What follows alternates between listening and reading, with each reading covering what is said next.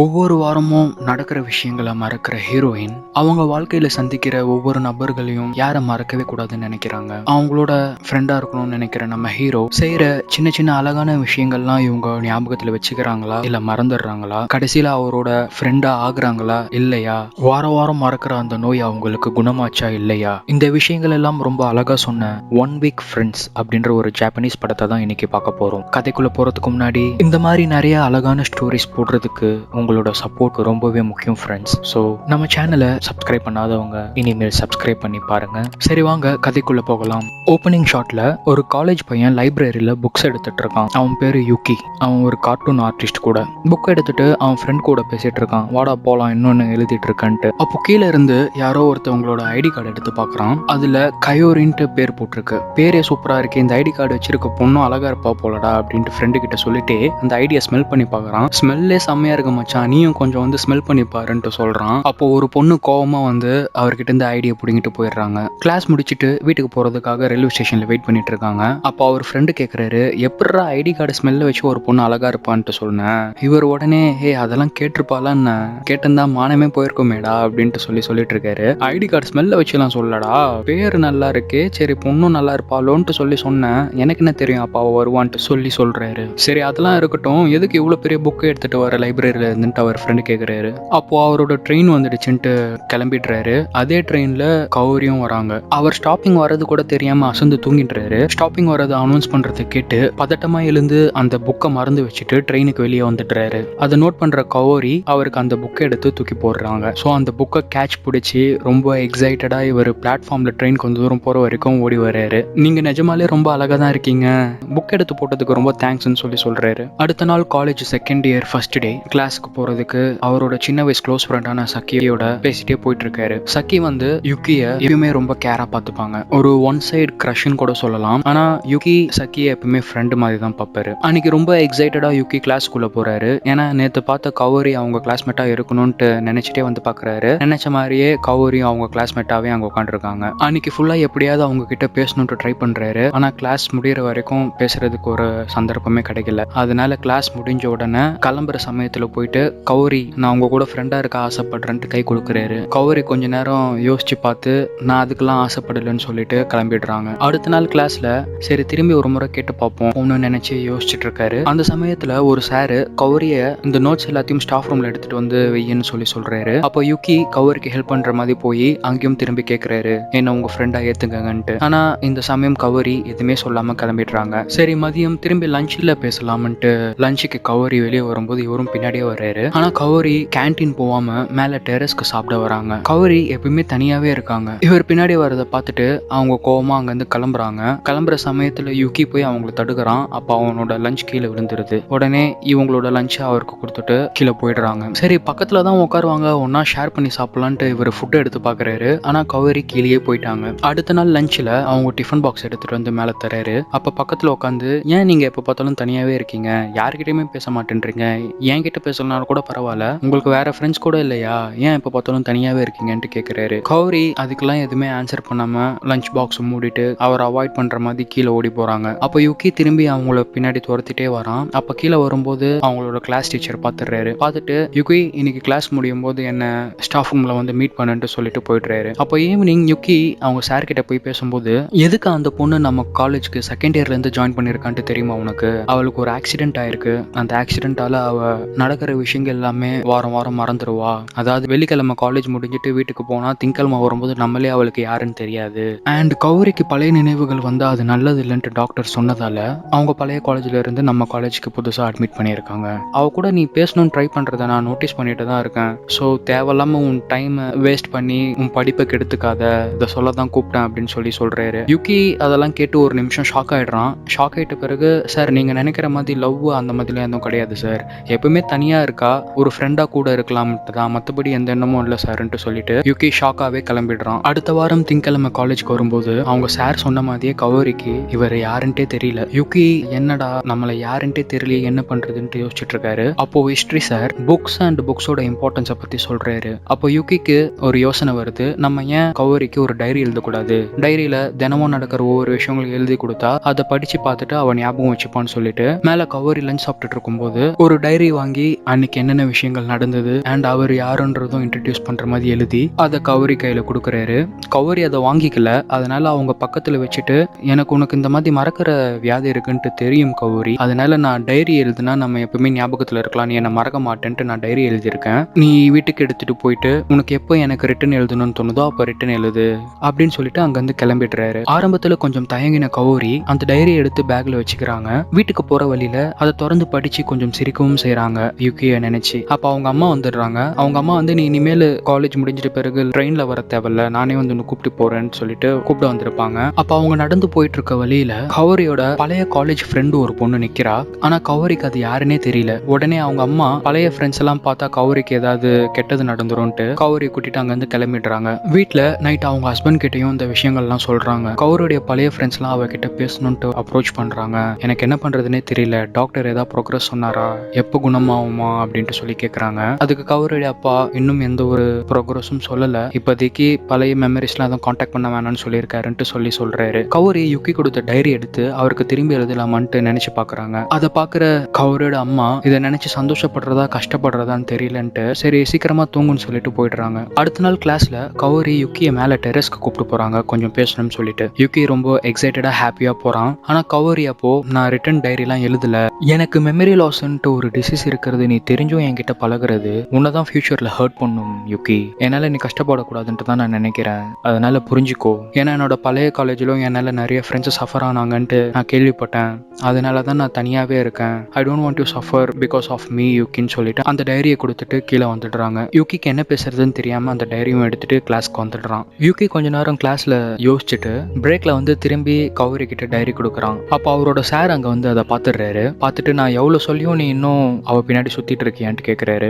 அதுக்கு Yuqi, sir ஒருத்தவங்களோட லைஃப்ல நம்ம ஏதாவது நல்லது செய்யணும்னு விரும்பணும்னா நாம எந்த ஒரு எதிர்பார்ப்பும் இல்லாம பண்றது ரொம்ப அழகான விஷயம் சார். ஸோ அவங்க என்ன ஞாபகம் வச்சுக்கணுன்ற அவசியம் கிடையாது, அவங்க லைஃப்ல அவங்க ஏதாவது செரிஷ் பண்றதுக்கான மூமெண்ட் கொடுத்தாலே போதும் சார்ன்ட்டு சொல்றான். அன்னைக்கு ஈவினிங் பயங்கரமா மழை பெய்யுது. கௌரி அன்னைக்கு பார்த்து கொடை எடுத்துட்டு வரல. அப்போ யுகி அங்க வந்து டைரி அவங்க பேக்ல வச்சு அவனோட கொடையும் கொடுத்துட்டு, நீங்க போங்க, என்கிட்ட இன்னொரு கொடை இருக்கு, நான் அதுல எடுத்துட்டு வந்துடுறேன்னு சொல்லி அனுப்புறான். அன்னைக்கு வீட்டுக்கு வர கௌரி டைரி எடுத்து பார்த்து, நம்ம இவ்வளவு சொல்லியும் யுகி நமக்காக நம்ம கூட இருக்கணும்னு நினைக்கிறானே, நம்ம திரும்பி டைரி எழுதலாம்னு சொல்லிட்டு அன்னைக்கு நைட்டு டைரி எழுதி அடுத்த நாள் கிளாஸ்ல அவனோட பெஞ்ச்ல வந்து வைக்கிறாங்க. அந்த டைரியை படிச்சு பார்க்குற யுகி ரொம்ப ஹாப்பியா இது படிக்கிறான். படிக்கும்போது அவங்க எழுதியிருக்காங்க, இனி தினமும் என்னென்ன நடக்குதுன்னு எழுதாத, வாரத்துல நடக்கிற எல்லா விஷயங்களும் எழுதி எனக்கு ஃப்ரைடே அந்த டைரியை கொடு, நான் வீட்டுல போய் அதை படிச்சுட்டு மண்டே கிளாஸ்க்கு வரதுக்கு முன்னாடி நான் படிச்சுட்டு வரேன், ஸோ அதனால நான் எப்பயுமே உன்னை மறக்காம இருப்பேன்ட்டு சொல்றாங்க. யுகியும் அதுக்கு ஓகே சொல்லிட்டு அந்த வீக்கெண்ட் ஃப்ரைடே டைரிய கௌரி பெஞ்சில் வச்சிடறான். ஆனா கௌரி டைரிய மறந்துட்டு என்ட்ரன்ஸ் வரையும் வந்துருவாங்க. சரி திரும்பி டைரி எடுக்க போலான்ட்டு ரிட்டர்ன் வரும்போது கிளாஸ்ல இருக்கிற ரெண்டு பொண்ணுங்க அந்த டைரியை நோட்டீஸ் பண்ணி அதை எடுத்து படிக்கலான்னு பாக்குறாங்க. அந்த ரெண்டு பேருமே எப்பவுமே ஏதாவது காசிப் பேசிட்டு தேவையில்லாம மத்தவங்களோட விஷயத்தை இன்டர்ஃபியர் பண்ணிட்டு இருக்கிற கேரக்டர்ஸ் மாதிரி. ஸோ அவங்க எடுத்து படிக்க போறத கௌரி கிளாஸ் என்ட்ரன்ஸ் கிட்ட நின்று பார்த்துட்டாங்க. அந்த சமயம் கரெக்டா யுகியோட ஃப்ரெண்டும் அதை பார்த்துட்டு அங்க வந்து அவங்க ரெண்டு பேரும் கத்தி அந்த டைரியை வாங்கி அவங்க கௌரி கையில கொடுத்துடுறாரு. இந்த டைரி உனக்கு ரொம்ப இம்பார்ட்டன்டான விஷயம்ட்டு தெரியுது, இருந்தாலும் ஏன் முக்கியமான விஷயத்த மறந்துட்டு போறேன்னு சொல்றாரு. ஸோ இந்த இடத்துல நமக்கு என்ன தெரிய வருதுன்னா, யுகியோ தவிர வேற யாருக்குமே இவங்களுக்கு இந்த மெமரி லாஸ் டிசீஸ் இருக்குன்ட்டு தெரியாது. அப்ப இந்த ரெண்டு பொண்ணுங்களும் கௌரி பக்கத்துல வந்து, என்ன சிம்பத்தி கிரியேட் பண்ணிட்டு நீ அவனை கரெக்ட் பண்ணலாம்னு நினைக்கிறியா, நாங்க தான் அவனை ஃபர்ஸ்ட்ல இருந்து பார்த்துட்டு இருக்கோம், நாங்க தான் ஃபர்ஸ்ட்ன்ட்டு சொல்றாங்க. அந்த வேர்டு நாங்க தான் ஃபர்ஸ்ட்னு கேட்டோன்னே கௌரிக்கு கொஞ்சம் ஹெடேக் மாதிரி ஆகுது. அப்போ யுகியோட ஃப்ரெண்டு சக்கி வந்து அவங்கள வெளியே கூப்பிட்டு வந்துடுறாங்க. நீ ஏன் கௌரி எப்போ பார்த்தாலும் தனியாவே இருக்க, இனிமேல் எங்க கூட ஜாயின் பண்ணிக்கோ, அண்ட் வர சாட்டர்டே லேண்டன் ஃபெஸ்டிவல் இருக்கு, நாங்க எல்லாம் அதுக்கு போலான் இருக்கோம், நீ எங்க கூட கண்டிப்பா ஜாயின் பண்ணணும்னு சொல்றாங்க. அந்த ஃபெஸ்டிவலுக்கு கௌரி ரொம்ப அழகா ஜாப்பனீஸோட ட்ரெடிஷனல் ட்ரெஸ்ல வராங்க. அப்ப அந்த ஃபெஸ்டிவல்ல ஹஜிமென்ட்டு ஒரு பையனும் வந்திருப்பான். யார் கூட வந்திருப்பானா, ஆரம்பத்துல கௌரியோட பழைய காலேஜ் ஃப்ரெண்டுன்ட்டு ஒரு பொண்ணு வந்து அவங்க அம்மா கிட்ட பேசுவாங்க இல்லையா, அந்த பொண்ணும் இவனும் சேர்ந்து வந்திருப்பாங்க. அவங்க ரெண்டு பேரும் கௌரி கிட்ட வந்து பேச ட்ரை பண்றாங்க. அந்த ஹஜிமின்ற பையன் கௌரி கிட்ட ரொம்ப ஹாஷா பிஹேவ் பண்றான். என்னதான் இருந்தாலும் நீ பண்ணது பச்சை துரோகம், உன்னை நான் எப்பயுமே மன்னிக்க மாட்டேன்ட்டு சொல்றான். அதை கேட்கும்போது கௌரி பழைய ஞாபகம் எல்லாம் கொஞ்சம் வர மாதிரி யோசிச்சு அங்கேயே மயக்கம் போட்டு விழுந்துடுறாங்க. உடனே யுகி அவன் ஃப்ரெண்ட்ஸ் எல்லாரும் சேர்ந்து ஒரு ஹாஸ்பிட்டல்ல கௌரி அட்மிட் பண்றாங்க. மயக்கம் தெளிஞ்சு எழுந்துக்கிற கௌரி அந்த ஹஜிமின்ற பையனை ஓரளவு ரெகக்னைஸ் பண்ற மாதிரி பாக்குறாங்க. ஆனா யுகியை பார்த்து யாருன்ட்டு கேக்குறாங்க.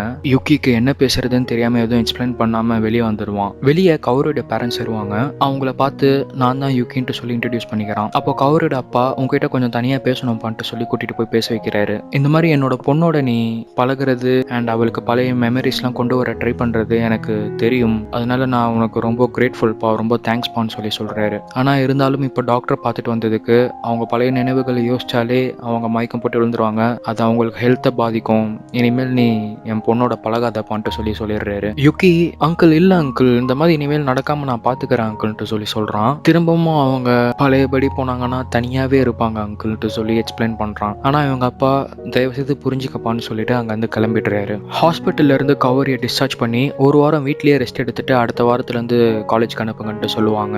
அப்போ நெக்ஸ்ட் வீக் காலேஜ் வரதுக்கு முன்னாடி யூகி அவங்க வீட்டுக்கு போயிட்டு கௌரிக்கு அந்த டைரியை கொடுக்குறான். அன்னைக்கு கிளாஸ்ல இந்த ஹஜிமின்ற பையன் புதுசா வந்து ஜாயின் பண்றான். அடுத்த நாள் கௌரியோட லைப்ரரிக்கு அவனோட புக்கை ரினியூ பண்ணலான்ட்டு போறான். ஆனா அவனோட லைப்ரரி கார்டை மிஸ் பண்ணிட்டு வந்துடுறான். அப்போ கௌரி அவங்களோட கார்டு கொடுத்துட்டு அந்த புக்கை ரினியூவல் பண்ணி யூகிக்கு தந்துடுறாங்க. கிளாஸ்ல சகி தான் கிளாஸ் லீடர். இந்த ஹஜிமின்ற பையன் எப்ப பார்த்தாலும் கௌரியை முறைச்சு பார்த்துட்டே அவளை ஏதாவது பண்ணுன்ற மாதிரியே பார்த்துட்டு இருக்கான். அதை பார்த்துட்டு சகி போய் அவங்ககிட்ட கேட்குறாங்க, நீங்க என்னதான் பழைய காலேஜ் ஃப்ரெண்ட்ஸா இருந்தாலும் அவளை ஹர்ட் பண்ற மாதிரி எந்த விஷயமும் பண்ணாதீங்கன்ட்டு சொல்லிட்டு சகி அங்கேருந்து போயிடுறாங்க. அடுத்த நாள் காலேஜ் ஸ்டூடெண்ட்ஸ் எல்லாமே எக்ஸிபிஷனுக்காக ஒர்க் பண்ணிட்டு இருப்பாங்க. அந்த சமயத்துல அந்த எக்ஸிபிஷனுக்கு ரெடி பண்ணி வச்சிருந்த எல்லாத்தையுமே சொதப்பிடுறாங்க. உடனே பசங்க யாரும் பாக்குறதுக்கு முன்னாடி வா ஓடி போயிடலான்ட்டு கௌரி கையை பிடிச்சிட்டு லைப்ரரியில ஓடி வந்து ஒளிறாங்க. அப்போ யுகி கௌரி ஏன் எனக்கு உன்னை பிடிச்சிருக்குன்ட்டு தெரியல, பட் ஆனால் உன்னை எனக்கு ரொம்ப பிடிச்சிருக்குன்னு சொல்லிட்டு ஹக் பண்ணுறாரு. சரி ரொம்ப நேரம் இங்கே இருந்தா யாராவது தப்பா நினைச்சிருவாங்க, வா வெளியே போகலான்ட்டு வெளியே வராங்க. வெளியே வரும்போது யுகியோட ஃப்ரெண்டு இவனை தேடி வந்து கண்டுபிடிச்சி, டேய் நீ தானே அது எல்லாத்தையும் உடைச்ச, வா ஒழுங்கா வந்து மரியாதை ஹெல்ப் பண்ணு திரும்பி அதெல்லாம் அரேஞ்ச் பண்றதுக்கு, நீ பாட்டுன்னு தள்ளி விட்டு போயிட்டு வந்து அவனை கூட்டிட்டு போயிடுறாரு. யுகி மச்சான் நான் இப்பதான்டா ஃபர்ஸ்ட் டைம் பேசுறேன் ஒரு பொண்ணோட தனியா, சொதப்பாதரா அப்படின்றான். அதெல்லாம் அப்புறம் பேசிக்கோ, வந்து ஃபர்ஸ்ட் இதுக்கு ஹெல்ப் பண்ணுன்ட்டு கூட்டிட்டு போயிடுறாரு. இது எல்லாத்தையும் பாக்குற ஹஜிமி கௌரி கிட்ட வந்து, எப்படி உன்னால என்ன ஏமாத்திட்டு வேற ஒரு பையன் கூட இப்ப சுத்திட்டு இருக்க முடியுது, இங்க ஜாலியா ரொமான்ஸ் பண்ணிட்டு இருக்கலன்னு சொல்லிட்டு கேக்குறான். அதை கேட்கிற கௌரி ரொம்ப அப்செட் ஆகி கீழே உட்காடுறாங்க. அப்போ யுகி ஓடி வந்து, ஹே என்னடா பண்ற, கௌரியை விட்டு போடான்னு சொல்லிட்டு கூட்டிட்டு போயிடுறான். அடுத்த நாள் எக்ஸிபிஷனுக்கு இந்த ஹஜிமியும் அப்புறம் அவங்க பழைய ஸ்கூல் ஃப்ரெண்டு மயு அந்த பொண்ணும் வந்து யுகியை கூட்டிட்டு கௌரி கிட்ட கொஞ்சம் தனியா பேசணும்ட்டு கூட்டிட்டு போய் பேசிட்டு இருக்காங்க. அப்ப பேசும்போது இந்த மயுன்ற பொண்ணு சொல்றா, கௌரி ரொம்ப சாரி கௌரி, உன்னோட இந்த நிலைமைக்கு நான் தான் காரணம், சாரின்னு சொல்லி சொல்றாங்க. அப்போ ஒரு பிளாஷ்பேக் சீன் சொல்றாங்க. அங்க என்ன நடந்திருக்குன்னா, இவங்க பழைய காலேஜ்ல ஹஜிமி கௌரியை ரொம்ப லவ் பண்ணுவான் அண்ட் கௌரிக்கும் அவங்களுக்கு பிடிக்கும், ஆனா ஒரு தடவை கூட சொல்ல மாட்டாங்க. அப்போ ஹஜிமி ஒரு நாள், நான் ஈவினிங் ஒரு பார்க்ல வெயிட் பண்றேன், நீ அங்க வந்து என்ன பாரு, பிடிச்சிருக்குன்னு சொல்லு, இல்லைன்னா சொல்லு நான் அந்த காலேஜ் விட்டு போயிடுறேன்ட்டே சொல்லுவாரு. அதுக்கு கௌரி நான் கண்டிப்பா வரேன்னு சொல்லியிருப்பாங்க. ஸோ அந்த இடத்துக்கு அன்னைக்கு போகும்போது இந்த மயுன்ற பொண்ணு அவளோட ஃப்ரெண்ட்ஸோட சேர்ந்து அங்க கௌரி ஹஜிமியை பார்க்க போறதை பார்த்துட்டு அவளை அவங்க கிட்ட போய் பேச விடக்கூடாதுன்ட்டு தடுக்கிறாங்க. ஏன்னா இந்த மயுன்ற பொண்ணுக்கும் ஹஜிமியை பிடிச்சிருக்கு, அவங்க தான் அவனை லவ் பண்ணுன்ட்டு நினைக்கிறாங்க. அதனால கௌரி ஹர்ட் பண்ற மாதிரி ஹஜிமி அன்னைக்கு பார்க்க விடாம அங்க அவளை ரோட்லயே சத்தம் போட்டு அனுப்பிச்சிடுறாங்க. அதெல்லாம் கேட்கிற கௌரி அழுதுட்டே ரோட்ல ஓடுறாங்க. அப்ப அவங்களுக்கு ஒரு ஆக்சிடென்ட் ஆயிருது. அந்த ஆக்சிடென்டால தான் அவங்க இந்த ஒரு வாரத்துல நடக்கிற மெமரிஸ் எல்லாத்தையும் மறக்கிற மாதிரி ஒரு மெமரி லாஸ் டிசீஸ் வந்திருக்கு. இதெல்லாம் சொல்லி மேல பேசிட்டு இருக்கும்போது ஹஜிமி, எனக்கு இது இவ்வளவு டீட்டெயில்டா தெரியாது, நான் உன்னை தப்பா நினைச்சிட்டேன் கௌரின்ட்டு சொல்றான். இதெல்லாம் பேசிட்டு இருக்கும்போது கௌரிக்கு பழைய ஞாபகங்கள் கொஞ்சம் அப்படியே வருது, கொஞ்சம் அப்படியே ஃபீல் பண்ணி கண் கலங்கி நிக்கிறாங்க. அப்போ யுகி அவங்க பக்கத்துல போயிட்டு, கௌரி எதுவும் ஃபீல் பண்ணாத, உனக்கு இதெல்லாம் ஞாபகம் வருதா வரலையான்ட்டு யோசிக்காது, ரொம்ப ஸ்ட்ரெஸ் பண்ணிக்காத, ஞாபகம் வந்தா பாரு, இல்லைன்னா எதுவும் பிரச்சனை இல்லைன்ட்டு சொல்றாரு. அப்போ கௌரி கொஞ்ச நேரம் நின்று யோசிச்சு பார்த்துட்டு, நீங்க யாருன்ட்டு கேக்குறாங்க. கௌரிக்கு பழைய மெமரிஸ்லாம் வந்துடுச்சு அண்ட் இப்போ ரீசெண்டா நடந்த மெமரிஸ் எல்லாமே போயிடுச்சு. அதை ரியலைஸ் பண்ற யுகி, ஓகே நான் சும்மா அந்த கிளாஸ்ல இருக்கிற ஒரு ஸ்டூடெண்ட் தான், இவங்க உங்க ஃப்ரெண்ட்ஸ் பேசணும்னு சொல்லி கூப்பிட்டு வந்தாங்க, அதுதான் நான் கூப்பிட்டு வந்தேன், நான் கீழே போய் அவங்கள அனுப்புறேன், எதுவும் பிரச்சனை இல்லை இங்கே இருங்கன்னு சொல்லிட்டு யுகி கீழே வந்துடுறான். கீழே வந்து ஹஜிமி கிட்ட கௌரிக்கு பழைய ஞாபகம்லாம் வந்துடுச்சு அண்ட் அவங்களுக்கு இப்போ ரீசெண்டா நடந்த ஞாபகங்கள்லாம் எதுவும் இல்லை, ஸோ கௌரி நல்லா பார்த்துக்கோ ஹஜிமி, நான் அவங்க லைஃப்ல இருந்து இந்த மாதிரி அனோனமஸா ஸ்ட்ரேஞ்சராகவே போயிடுறேன், என்னை பத்தி எதுவும் சொல்லிக்க வேண்டாம்னு சொல்லிட்டு அங்க வந்து கிளம்பிடுறாரு. வெளியே யுகியோட ஃப்ரெண்ட் அன்வான்ட் திங்ஸ் எல்லாம் எரிச்சிட்டு இருக்கான். அப்போ அங்க வந்து யுக்கி அந்த அன்வான்ட் திங்ஸ்ல அவரோட அந்த டைரியும் போட்டு எரிச்சிடுறாரு. கௌரிக்கு ஹஜிமியை தான் பிடிச்சிருக்கு, இனியும் நம்ம கௌரி நினைக்க கூடாதுன்னு சொல்லிட்டு அந்த டைரியை எரிச்சிடுறாரு. அப்படியே 2 வருஷம் முடிஞ்சிடுச்சு. அன்னைக்கு காலேஜோட லாஸ்ட் டே. அன்னைக்கு எல்லாரும் அவங்கவுங்க ஃப்ரெண்ட்ஸ் கிட்ட பேசிட்டு நோட் புக்ல ஏதாவது விஷயம் எழுதி தர மாதிரி எழுதிட்டு குட் பை சொல்லிட்டு கிளம்புறாங்க. அப்போ யுக்கி அவங்களுக்கு தெரியாமலே அவங்கள பார்த்துட்டு இருக்கான். அப்போ அவங்களோட கிளாஸ் டீச்சர் அங்கே வந்து, நீ சொன்னபடியே நடந்துக்கிட்ட யுக்கி, உன்னை நினைச்சா ரொம்ப பெருமையா இருக்கு.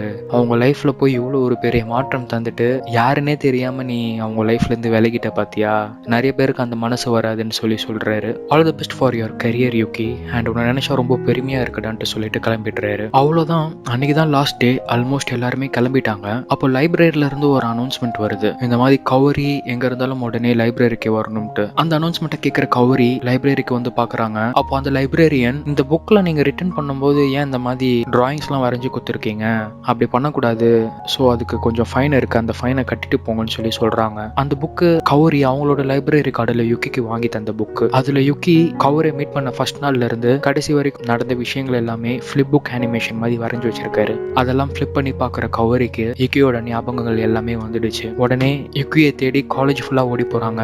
எங்கேயுமே கண்டுபிடிக்க முடியல. ஒருவேளை அவன் எதுவுமே சொல்லாம போயிட்டானு யோசிக்கிறாங்க. அப்போ கடைசியா மேல டெரஸ்ல வந்து பாக்குறாங்க. டெரஸ்ல வந்து பார்த்தா இங்க அவன் தனியா உட்காந்து அழுதுட்டு இருக்கான். அப்போ கௌரி யுக்கி கிட்ட போய், நீ என்ன அவ்வளவு பெரிய தியாகியா, என்கிட்ட வந்து சொல்றதுக்கு என்ன சொன்னா தெரியாதா, என்னோட ஃப்ரெண்டா என் கூட லைஃப் ஃபுல்லா இருக்கிறியான்ட்டு கை கொடுக்குறாங்க. யுக்கிக்கு என்ன சொல்றதுன்னே தெரியாம ரொம்ப ஹாப்பியா ஃபீல் பண்ணி கை கொடுக்குறான். அப்படியே படத்தையும் முடிக்கிறாங்க.